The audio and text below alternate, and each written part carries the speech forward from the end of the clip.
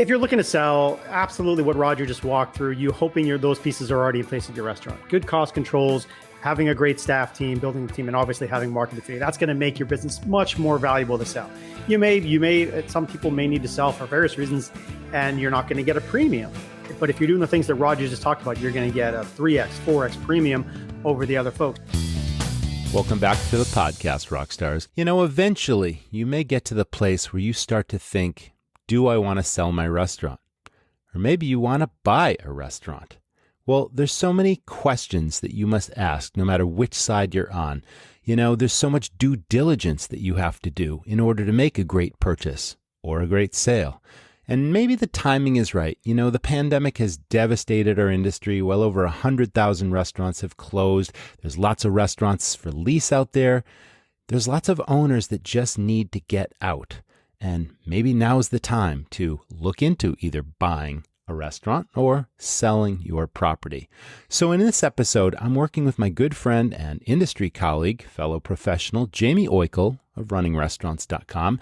And the two of us are going to deep dive into all the necessary questions you must ask, everything that you must consider and not miss, whether you're buying or selling a restaurant. It is kind of a minefield. I've actually sold numerous restaurants, and I've purchased 2 different restaurants that I didn't start from scratch. And I've been through this process.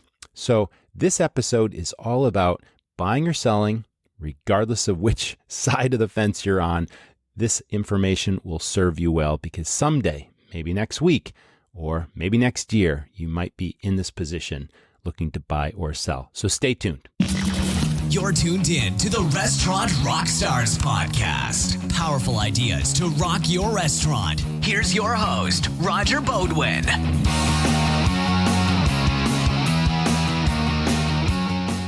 Rockstars, from one veteran operator to another, you want raving fans for your restaurant. And it's all about turning more first-time guests into regular repeat visitors. Let me tell you about Pop Menu. Pop Menu is the full digital solution for independent restaurant owners. Starting with a powerful mobile-friendly website, dynamic interactive menus you can update on the fly, online ordering and delivery, and a complete automated marketing platform, Pop Menu gives restaurateurs all the tools they need so you can focus on what matters most, your guests and your food. If you're a restaurateur, Pop Menu can take your business to the next level. For a limited time only, Pop Menu is offering our listeners $100 off your first month, plus an unchanging lifetime rate. Why not get a free demo and see what Pop Menu is all about? Go to popmenu.com/rockstars. Let me tell you about 7 Shifts. 7 Shifts is a modern labor management platform designed for restaurateurs by restaurateurs. Effective labor management is more important than ever to maximize profit and success, especially now as restaurants begin to reopen and expand their teams. Trusted by over 500,000 restaurant professionals, 7 Shifts gives you the tools you need to simplify scheduling, easily manage time and attendance, communicate with your team, and retain your talent. Best of all, 7 Shifts integrates with the POS and payroll systems you already use and trust, turning your team into a competitive advantage to your business. Right now, Restaurant Rockstars listeners can get 3 months absolutely free. Get started now at 7shifts.com/restaurant rockstars. That's the number 7, SHIFTS.com/restaurant rockstars to get 3 months of industry leading labor management for free. Now, on with the episode. Hey, it's Jamie Oikel from runningrestaurants.com along with Roger Bodwin from restaurantrockstars.com. And we're on StreamYard, but also putting us out to Facebook, LinkedIn, and YouTube at the same time. So hopefully some folks do dial in and join us as we talk about this. So today is going to be all about selling a restaurant in 2021. And it's going to be interesting in a lot of ways because my first instinct is like, hey, man, like I would never want to sell a restaurant right now. It's probably a terrible time. We just went through COVID and pandemic. But I think we're finding that to be the opposite, which is a surprise fact. And Roger's going to talk about his learnings and what he's going through selling his restaurant. So before we even get into it, Raj, good morning, first of all. Thanks. And Hi. what's going on, man? Well, business is picking up. It's amazing how much opportunity is happening with, us pulling out of this pandemic. All of our businesses, whether it be restaurant operated, restaurant rock stars, it's like everybody kind of laid low for a while and now things are coming back and they're coming back in force. States are loosening the restrictions or dropping them entirely. People are going back to restaurants in force. And there's lots of space for lease out there. There's restaurants for sale out there. It may be a good time to buy a restaurant, and it's certainly a good time to sell one. It's a seller's market in so many states and parts of the country. So lots happening.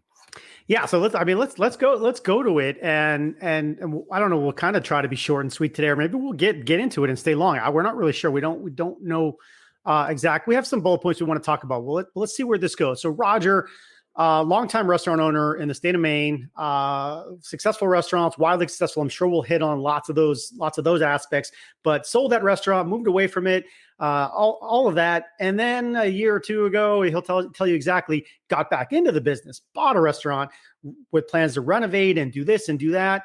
And of course, COVID hit and pandemic hit, change, pivot, move forward, and so forth.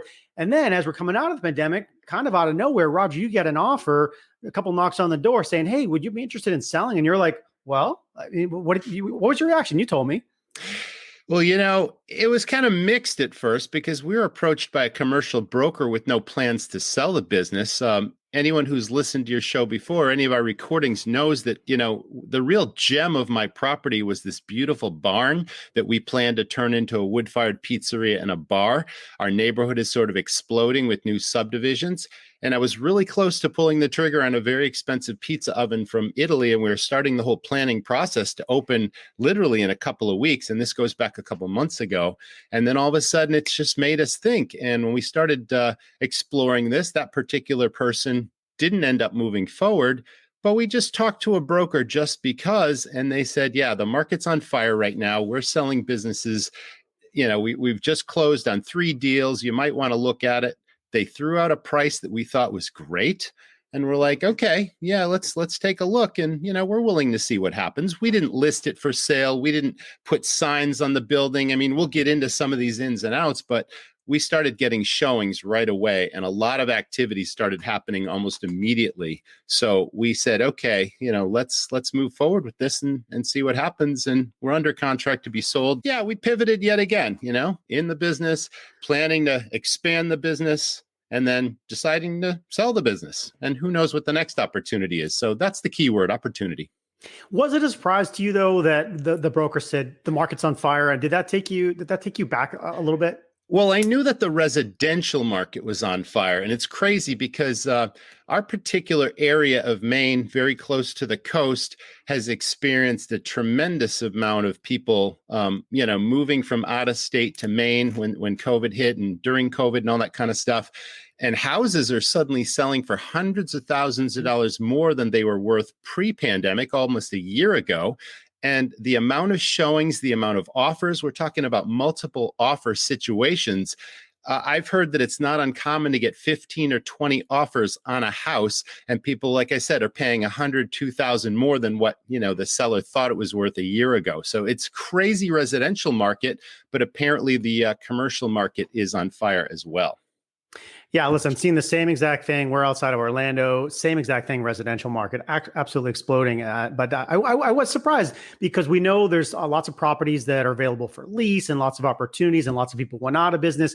So if you're a restaurant operator and you're listening to this and going, oh, it can't be a good time to sell, we're actually seeing a lot of things in the market that it is. And I know, Roger, you were talking with another client of yours recently about going through the process, and that kind of gave us the push to do a short session here today about selling, because Roger's going through it, talked to other folks going through it, and we kind of have a checklist of things to think about. So let's go there. And it all starts from the beginning. And your first note on here is very simple. That, what are you selling? Is it the real estate? Is it the name? Is it the goodwill? Is it profits? Is it, so when you think about that, or when you talk about it, what should the operator be thinking about what they're selling? Because they're thinking, oh, it's my restaurant and I love it and it's great, but it goes beyond that, right? Tell me. Well, yeah. And it's, I think we need to differentiate whether we're just selling a business as a going concern or if the owner operator who's selling actually owns the property or the real estate. Now, I've done 3 sales now where I own the real estate. Those are more complicated transactions than just selling, an existing going concern business. So there are some differentiated factors on what to look at. But when we say, what are you selling? Do you have real estate for sale? And then there's going to be a significant amount of value attached to that. The majority of the value is going to go to the property. And then the goodwill. What is that worth? Have you been in business 20 years and you've got a raving fan base with a database with, 10 or 20,000 names in it? Do you have repeat business, powerful marketing in place? Like all this obviously equates to goodwill. The location is certainly important too. That goes along with goodwill. Like if you're in a busy location and you've got walk-in traffic, you've got a huge parking lot, but lots of drive-by traffic, that adds value. A liquor license is a huge piece of it. And liquor licenses vary in cost depending on where you are in the country. Like here in Maine, a liquor license is very inexpensive. It's $1,500 a year. Crazy. If you're in New York City or Miami or LA, it's not uncommon to pay $500,000 for a liquor license. Like it's really, really that much of a difference. So, there's value to a liquor license, but depending on where you are, you need to find out what does a liquor license cost. There's also furniture, fixtures, equipment that has a certain amount of value. And when you're working with a lawyer and a CPA, when you've got a sale on the table, you need to determine what they call an asset allocation between those different things. If it's real estate, how much value is going to be placed on the sale price to the real estate? How much is going to be placed on the going concern business as it exists? How much is going to be placed on the liquor license, the furniture, the equipment? All those things have an asset allocation value as a percentage of the sale price. And depending if you're the buyer or the seller, it could be a tax advantage to you and a disadvantage to the other person and vice versa. So it's kind of a meeting of the minds so that it's a win-win situation for both, so that the seller doesn't take a huge tax hit on capital gains and that the buyer doesn't end up, spending too much. All that kind of stuff is pretty important. So that's kind of what you're selling. You need to know what you've got. Maybe there's an existing space for sale. It's a restaurant that's been operating for a couple of years, but a chef wants to buy it, but he wants to totally change the name and start a whole different concept with a different menu. So that's going to affect the value of that particular property. That potential buyer is going to say, well, I don't want to pay that because I really don't want to keep your concept and I don't care about your name. All I want is your equipment and the space. So you can see how this is going to vary depending on what you have, what you're selling, and what your goals are to sell. Yeah, 100%, man. So I was jotting down some notes, and we can get into we'll maybe get into it separately later. But yeah, the valuation methods. It's always kind of some of our most popular content is the question: what is my restaurant worth? Right? Everybody wants to know what is my restaurant worth out there in the marketplace, and we'll get to that in a little bit. Because if you're an operator, you're probably thinking about an exit strategy down the road. You can't do this forever, right? Or you may want to grow it, sell it. You may want to do it forever and pass it on to your family. But either way, you should be thinking about that process of maximizing the value. So that's something that you do really well, Roger, in your past businesses. You make sure that the value is baked into the business, right? By having a profitable systems in place. So let's talk about that for a little while. Let's say you're not ready today to sell, but you're thinking, oh man, let's get ready for 6 months, a year. What are some things somebody should be thinking about now in terms of systemizing and showing profitable income statements and so forth? What do you got? Yeah, I mean, the very first thing that a buyer's going to want is, financials. And not that every restaurant has what they call audited financial statements that are actually, sort of certified by a CPA that's looked them over, because we've all heard those horror stories of, this restaurant or this business has 2 sets of books and one says this to make it look really great, but this is the reality. So you really got to be careful at what you're looking at. So generally, you're going to look for 3 years of financials, but are backed by 3 years of tax returns that verify this is the actual income of the business. So that's really important. A new buyer is going to want to look at sort of the maintenance history of the space and the equipment. They're going to look at the age of the equipment and what value that has, because let's face it, you don't want to buy a property where you suddenly need to spend $100,000 on replacing all this cooking equipment. You want a turnkey operation that is ready to go, that really needs very little, if anything. Now, that is not the case when I bought my business. We needed to spend extensive money on renovations and equipment repairs and equipment improvements and all that kind of stuff, which happened over time.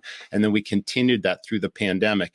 When we talk about systems, I believe there are three fundamental systems that every restaurant operator needs to be not only aware of, but to be on top of and to execute in the property. I call it the magic dust of a successful restaurant. So number one, of course, cost controls and profit maximization. You need to understand your critical numbers, and you need to have a system in place that tracks, okay, what's your food, beverage, and labor cost? What's your daily break even? These are the key telltales of whether you have a successful operation or not. Is your bank account growing, or are you filling your seats and kind of scratching your head wondering why you're not making any money? That's important. A new buyer that is going to look at that business and expect to see that.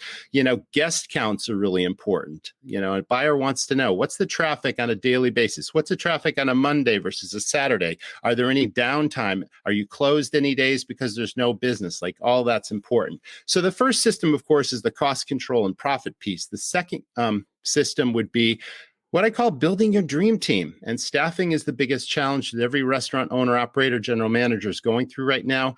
But if you can build a dream team and train them to serve and sell, provide amazing dining experiences, and this comes through recognition and rewards and training. I'm a huge believer in training. And then when you're looking for people, it's not about hiring, it's about recruiting. It's about incentivizing people to make referrals of people that are looking for jobs or might not even be looking, but just fit your organization. And I've always paid incentives to my key people to bring people in. And then I've paid incentives for those people. If they last a couple of months and if they do a really great job, I'm going to give them a very generous bonus for meeting those expectations. So it's all about training. It's all about recognition and rewards. That's the second system, of course. And then the third one we call marketing firepower and affinity, where affinity is defined as a powerful sense of loyalty, belonging to that business. It's about building not only new business, but getting those new customers to come back again and again, give you great positive online reviews, really build the business where your staff and your customers both are brand ambassadors for your business. And they're literally making friends with your customers, and they're driving new business in the door every day. So those are really the systems: the cost piece, the profit piece, the staff training piece, and then the marketing piece. If you got those three, you got, a great chance of transforming your operation.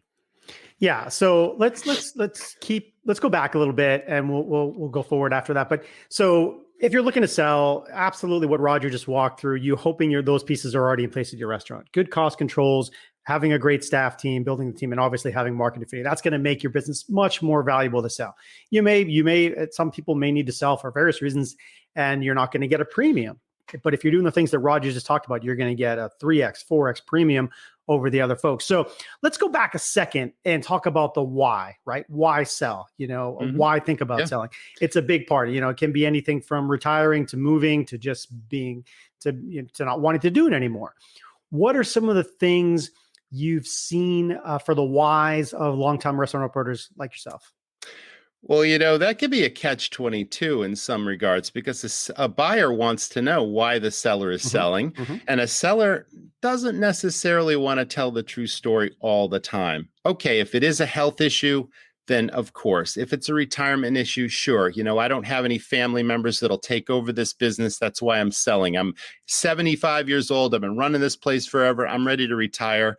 That kind of thing. Those are legitimate reasons. But then there's also these fire sale situations where, okay, my business just isn't successful. I can't make it successful. I need out. It's killing me.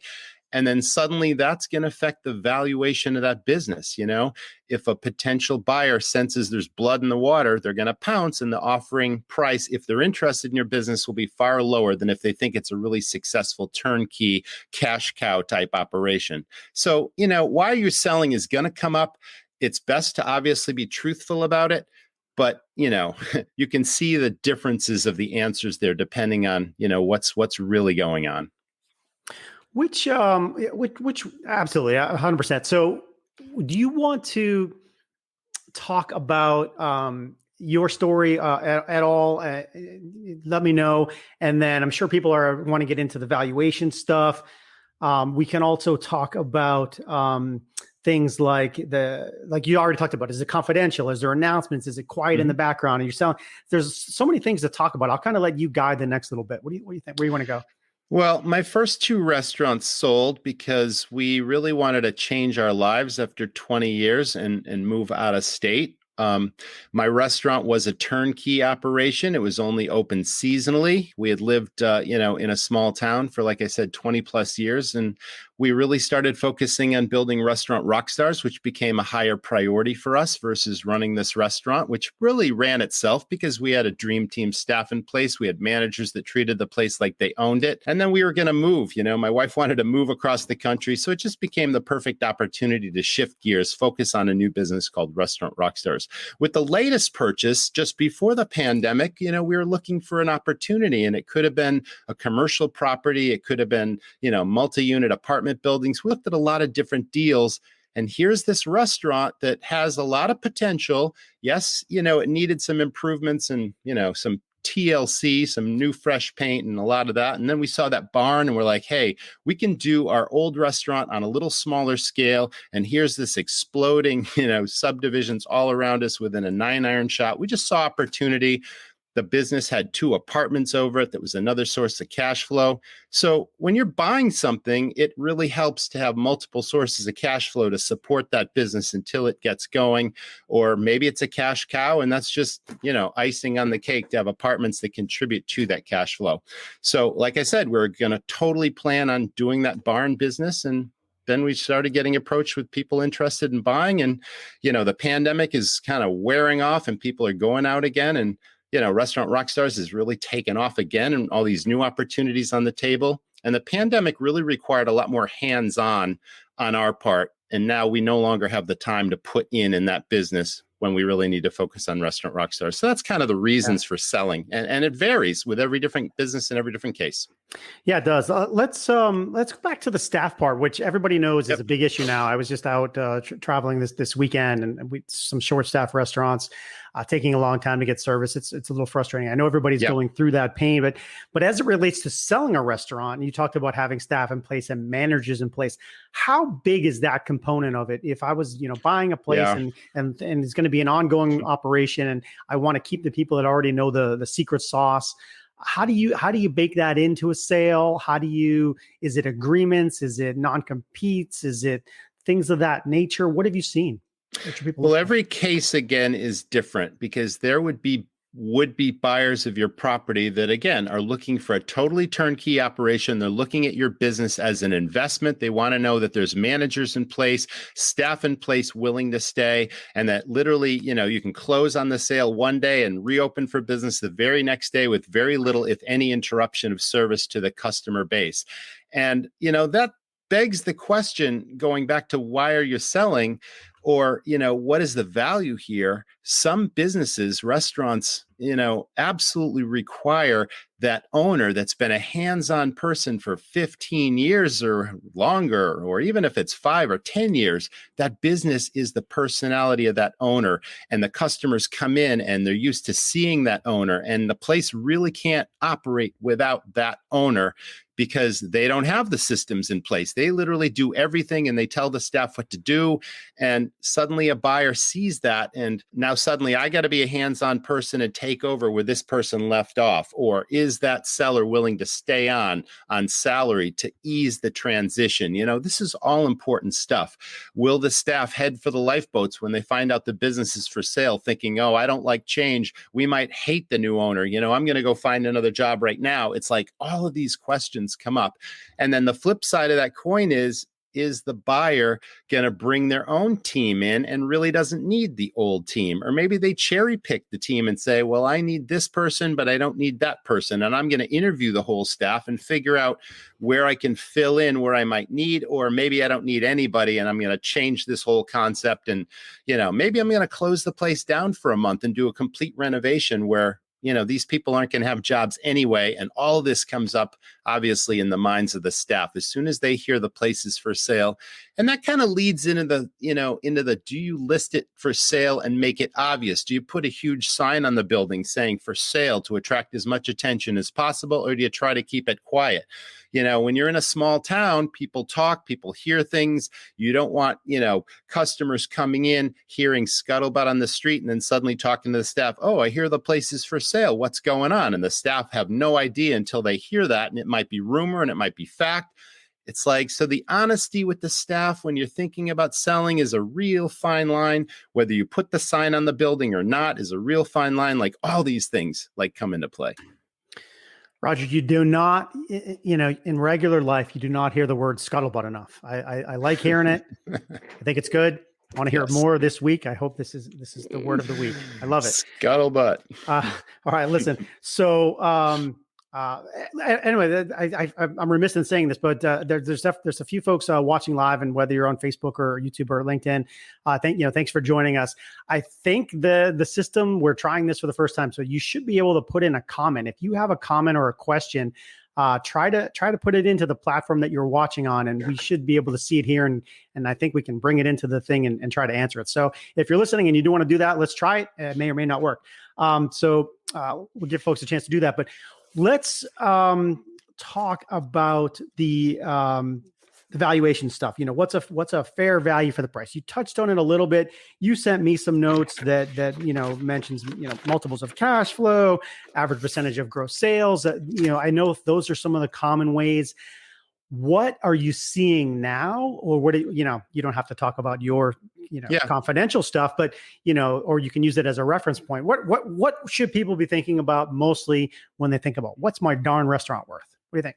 Well, again, if you have the real estate, it's a whole different ball game than if it's just a business for sale. But essentially, you need a valuation of that real estate. A broker is going to have a list of comparable sales in the past 6 months, which is going to be accurate for similar, square footage, similar usages. If there's restaurants, if you're in a busy city, restaurants do turn hands, people do sell real estate, that sort of thing. So that gives you a basic idea what the real estate value is worth, or what the land value is. In certain parts of the country, land might be $20,000 an acre. In other parts of the country, it might be $100,000 an acre. In other parts of the country, it could be $500,000, depending on where you're at. So land has value, of course, and then the building that sits on the land has value. So you really need an appraisal to give you an idea in today's market what the real estate is worth.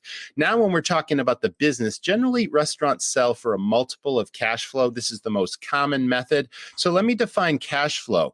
If you have a profit and loss statement, the bottom line is called net income. So if this business is making any money, you literally start with net income, and then you're going to add back all the things that you as an owner have taken out of the business that have a cash value that is a benefit to the new owner. Now, the new owner can decide whether or not they're going to pay themselves that salary that you paid yourself. Do you have a company car? Is the new owner going to want the company car? Health insurance, life insurance, manager bonuses, employee bonuses. All of these things are add backs that net income plus owner salary plus, this benefit, this benefit, this benefit. And that is a cash flow. That's the amount of business, the amount of free and clear cash that business spins off on a yearly basis, if you can show a history of it paying this stuff. And that's a very valuable number for a buyer to look at, because, wow, that gives you an idea. Is this business really successful or isn't it? So literally it's 1.5 to 3 times cash flow of the business, and then adding assets to that as well, meaning what's the furniture and the fixtures worth on top of that. And that'll give you a rough idea of your business's value. So that's the most common method.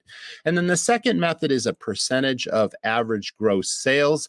So if your business does, say, $500,000 a year, it could be 30 to 40% of that plus the value of those assets.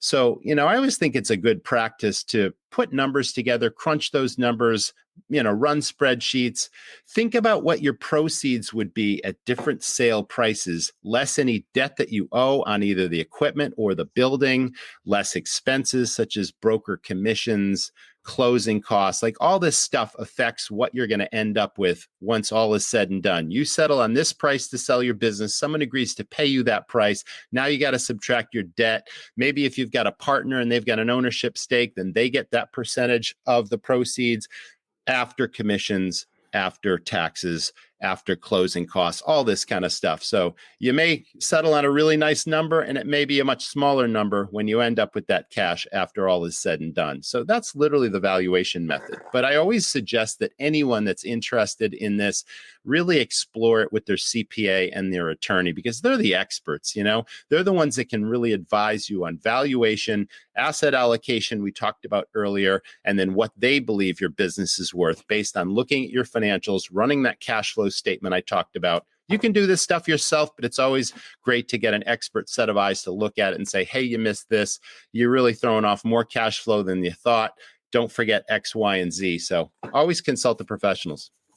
Yeah, and listen, and aside from that, I think a lot of people are too deep in their own business to feel like it's worth $1 million because I want $1 million from it. I know that's not the reality. You get an attorney or a broker or a CPA that will kind of ground you in the reality of the business and what it is actually worth in the marketplace. And you threw out some multiples there. What you used, 1.5 to 3x. Now we Rough already rules of thumb, yeah, and we touched on this, right? And you're gonna get that 1x multiple or 1.5 if you're don't have an optimized situation, and you're going to get 3x, 4x, potentially even more if you really have what Roger has talked about as a turnkey system that is proven to be profitable year over year. You're going to get a premium for that. And so if you're just listening to this because you're like, hey, I might want to sell in a few years, do the systems that Roger's talking about to get in place so that you can sell for 3x, 4x. Versus if you just have to fire sale and you literally have to, do a 1x type situation, which is not the exit strategy that you're looking for by any means. So let's go to brokers, non-brokers. We've sold a house ourselves. I think I can take pictures of my house and I can put them on the web these days, and I could probably sell a house, right? I think in a business, I feel like it's a lot more complicated. Is it? Yes. Is that something that you don't want to try to take on your own? What do you think? Well, I can speak to both sides of that coin as well, because in my very first sale, an employee actually bought my business, which required absolutely no broker fees. And it was a very high selling price, which then equated to a very high commission, which would have come off my proceeds and all that kind of stuff. We did talk to probably 3 different brokers. They do their due diligence. They come in, they look at what they have, they take photographs, they put these very elaborate sort of sales proposal books together that outline what the business is, if it's property involved, what the square footage is, the floor plan of the place, what the traffic counts are. Like, they spend a lot of time, cost of doing business, whether you list with them or not. But if you do go with a broker, you literally have this really powerful sales tool that comes right down to any press clippings that you've received in local newspapers or magazines. Like, it's a complete marketing tool for your business that chances are you can do yourself, but not to the level that a professional that does this day in out does. It includes all the financials, the 3 years of profit and loss statements, the cash flow statement, like it's all there. So, whether or not you go with a broker, it depends on, how much time do you have? Because this is a very extensive process. It's nothing you can just decide on one day. You're for sale the next day, and then a month later, you're done. No, this is a very elaborate and very extensive process. So I do recommend going with professionals. I'm going with a professional now who just happens to have her finger on the pulse of the market, literally has her ear to the ground and knew of lots of different potential people looking for businesses like mine. And she brought immediate traffic to take a look at the business. I probably had 4, if not 5 different parties looking at it. We ended up getting 2 offers, and at least 3 of those parties looked at it multiple times. I don't think I could have done this on my own. And I certainly didn't want to put a huge for sale sign on the side of the building waiting for what happens. But timing plays a part too. Do you want to sell immediately, or can you sit on this for a year and wait for the right buyer to come along? And you got to consider all those factors. So again, the first business I sold did not require a broker because the person had worked for me for years, had owned other seasonal businesses in the summer, just liked to bartend in the winter and go snowboarding, but had the resources behind him to purchase my business. No due diligence needed at all. Knew the place was a cash cow, knew the place rock and rolled, had worked there for years, knew it was a turnkey operation, could just literally step into it and continue to, he doesn't run his business. The same managers are in place. He still bartends at my old business just because he loves to bartend. And he's the social guy that owns the place, pouring the drinks, and then he goes snowboarding 5 days a week. So that was the old sale. And then the new sale, we're relying on a broker. Yeah. And I think it's one of those things that you might sell your restaurant. You might sell a restaurant once or twice in your life, right? If you're an operator. Yes. Versus a broker, that's what they do. They're doing that year in, year out, so they know the ins and the outs. And so it is a case to work with the experts there, assuming that makes sense. All right, probably we'll start winding down here in the next little bit. One thing I'm going through, Roger sent a great list of notes, and we probably should build this out into a bigger thing, because we just kind of went off the cuff today to do this. And again, if you're listening and you have comments, throw them in there. I think they're going to pop to us, so feel free to try to put that in there. I'm actually curious. If you just say hi, I want to see if it pops into our interface. So anyways, just go ahead and do that, or tell us where you're from. That'd be great to see. But one of your notes talks about a non-compete, right? Yes. Yeah, because if I was buying your place, Roger, and I know you're a great operator, I wouldn't want you to open up next door a month from now, right? And grab all the customers. So how should folks think about non-compete? Most buyers are going to look for one, especially if it's a super successful enterprise, because again, in a lot of areas of the country, there's lots of real estate for sale. There's lots of leases that are open. And who knows, maybe this seller just wants to cash out because they have another idea in mind, another concept that's a big hit. And they're ready to get rid of this concept. And then across the street, there's this perfect space for sale. They're going to open up another restaurant, and they're going to compete directly with me for the customers. But, they've got a loyal following. They might take all their customers with them to the new restaurant because people love this guy and what he does, or this gal who runs this amazing restaurant. So a non-compete is important if you're a buyer. When I sold my former properties, I had a 4-year non-compete within a 30-mile radius of my restaurant. I was not allowed to open another restaurant. I was not allowed to consult on anyone else's restaurant and help them do anything. That's kind of the importance of that. And then again, going back to the asset allocation, in addition to goodwill and the value of the business, there is a value to that non-compete. It could be $5,000 or $10,000 of value could be, equated to the non-compete agreement. But again, a consultant, attorney, and a CPA. But that's kind of the ins and outs of why and what, and what it is and what it does. Yeah, 100%. Yeah, exactly. I think that makes sense. Like 4 years, 30 miles, something like that. You want to make sure the person doesn't just restart right next door to you. All right. So you probably have the same set of notes there. What else do you want to hit on today that we haven't hit on? What do you think? Yeah, let's see. We talked about, the stability of a lease. If you're selling a business and you're leasing a space, what's going to happen? If I'm a buyer, I really want to know, how stable is this lease? Because I've seen in a couple of cases, a really successful restaurant get booted out of a space because the landlord, the owner of the property, thinks a higher and best use is to turn it into condominiums and goodbye restaurant. Now, suddenly you've built a business. Maybe you spent 3 or 5 years there. You got a loyal clientele in this neighborhood, and now suddenly you're being thrown out. Now you got to go find another space, and your another space might be miles away. You might have to rebuild that business entirely. I've seen it happen. So what is the stability of the lease?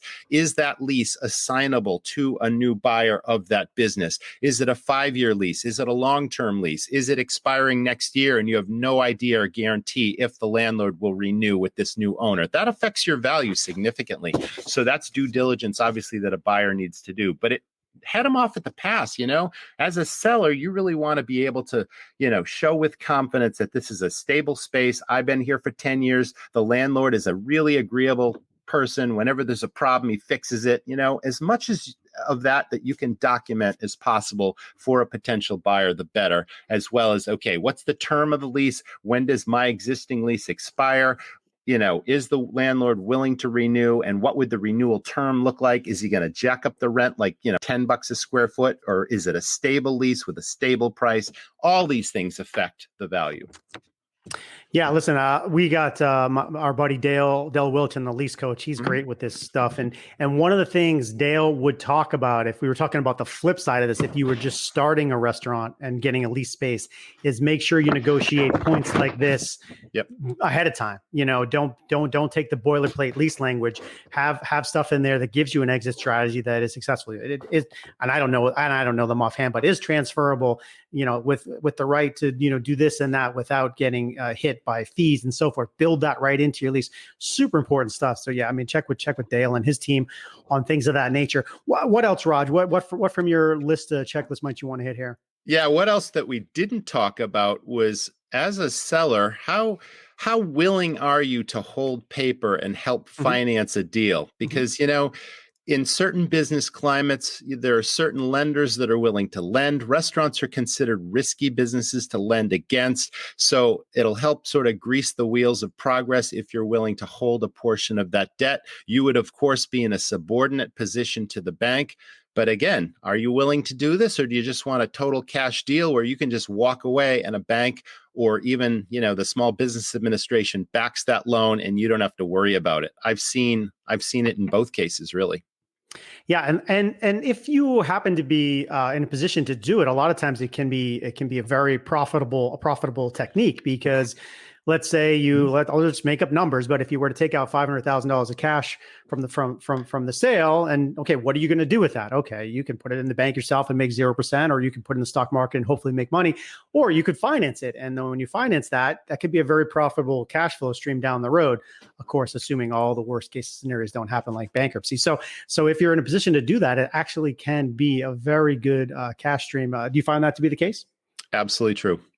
Good. So, all right. I'm looking at other notes that talk about the financials that you hit on, capital improvements, equipment. What else do you think you might want to hit here?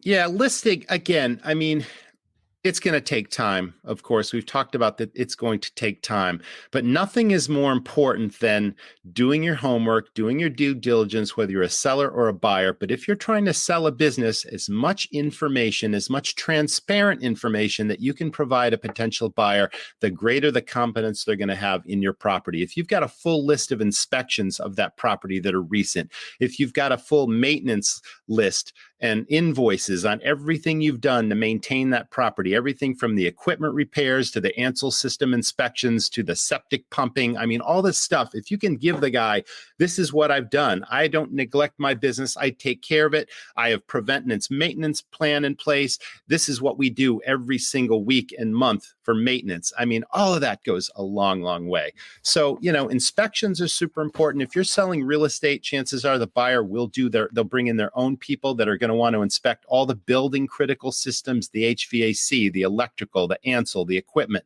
And then there's a septic inspection unless you're on town or city sewer. These remote communities have their own septic systems, and if they're not maintained, they can fail, and that could be expensive.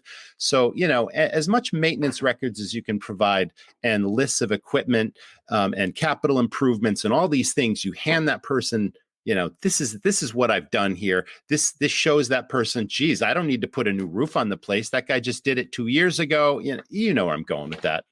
Yeah, 100%. 100%. Keep good records and have that stuff in place. It will absolutely help you. Marketing plan too. Marketing plan. We never really hit on that.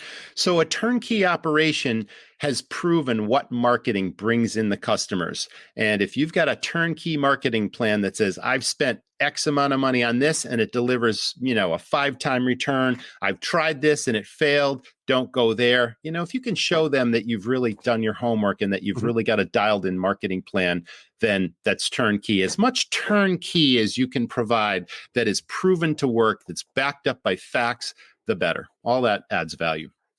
Yeah, 100%. Let's go to somebody who listening to this maybe right now or after the fact. This will be archived for a bit, and they are existing operator. Have gone through the pandemic. They're just not sure of future path because it's still a little bit in question, and they're thinking about selling in the future. I know you help clients with this sort of thought process. Yep. What does that look like? If I were to give you a call, Roger, and say, "Listen, Raj, heard your stuff. been thinking about selling or interested in selling, how do you advise them, and who do they call? How do they get in touch with you? What does that look like? Yeah, I mean, I love having these free consultations. I dedicate time every week to either my podcast listeners or restaurants that hear about me that just have a challenge or a pain point they want to talk about. So they can reach me, Roger, Roger, at restaurantrockstars.com.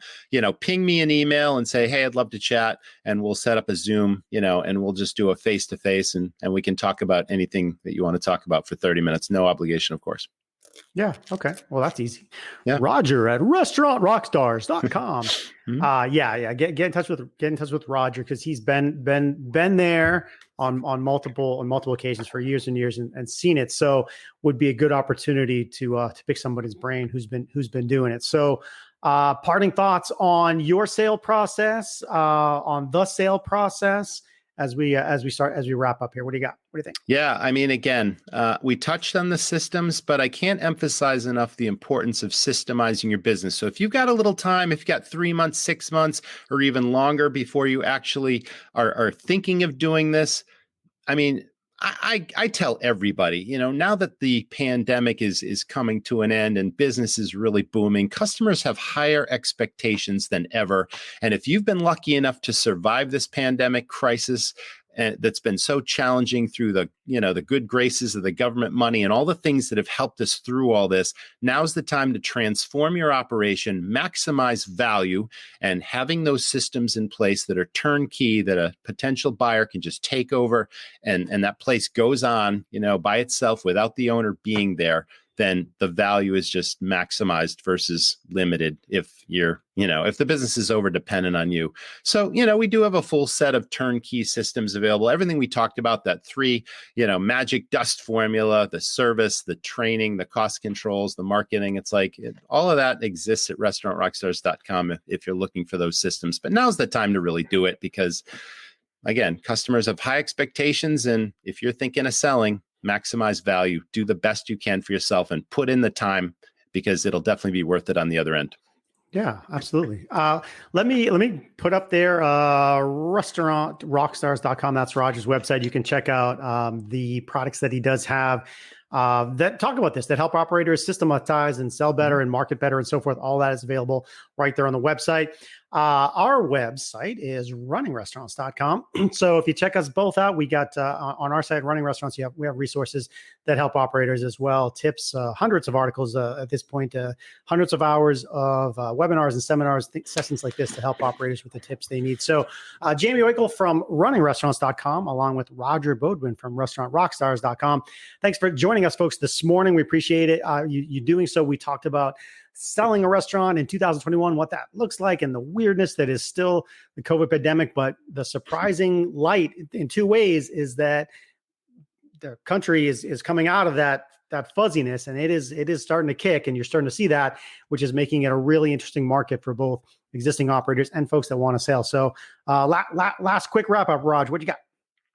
Well, thanks everyone for tuning in. Again, Jamie and I are both passionate about this business, and we love helping operators succeed. So, now's the time to rediscover that passion. If you've been beaten up badly by this pandemic, which most of us have been, things are so optimistic now. I really want to see everyone, rediscover the passion of why you got in this business in the first place, and just get inspired and motivated to really put your best foot forward, train your staff to deliver amazing dining experiences, really dial in your critical numbers, and make sure you're making money and having fun, because that's what this business is all about, and delivering amazing experiences to your customers. Good wrap up, Raj. All right. Thanks, folks, for joining us. We'll be in touch soon. Stay tuned to our websites for more. We'll see you soon. Thanks very much, James. Thanks for tuning in. Guys, whether you're selling your restaurant or whether you're buying a restaurant, the most important thing is having your systems dialed in the operation that you're either selling or buying. And when I say systems dialed, there are 3 fundamentals of any successful business. 1, staff training, development, recognition, and rewards, where you've built what I call the dream team staff, and they can run the place whether you're there or not. They've got good judgment, they make the best decisions, and if you leave for a week, a day, a month, whatever, and you come back, your restaurant is just as successful, if not more so, than the day you left. then you know that your restaurant is truly systemized because your people have your back. And it takes training to do that. And it takes a template to do that. And recognition and rewards and all of those things. Also, cost controls and maximizing profit are super important. I can't tell you how many restaurants out there aren't taking a regular inventory because they don't have that system in place. They're not calculating the true food, beverage, and labor costs. They don't know what their daily break even is. They're running by the seat of their pants, and even if the restaurant is busy and they're filling their seats, chances are their bank account isn't growing. Because again, they're not controlling costs and maximizing their profit. Perhaps they haven't even designed a menu correctly, and they don't know which items are the most profitable items so that they can focus on selling those. They're not maximizing profit on every sale. So cost controls and maximizing profit is the second most important piece of this equation. And then third, what I call marketing firepower and affinity.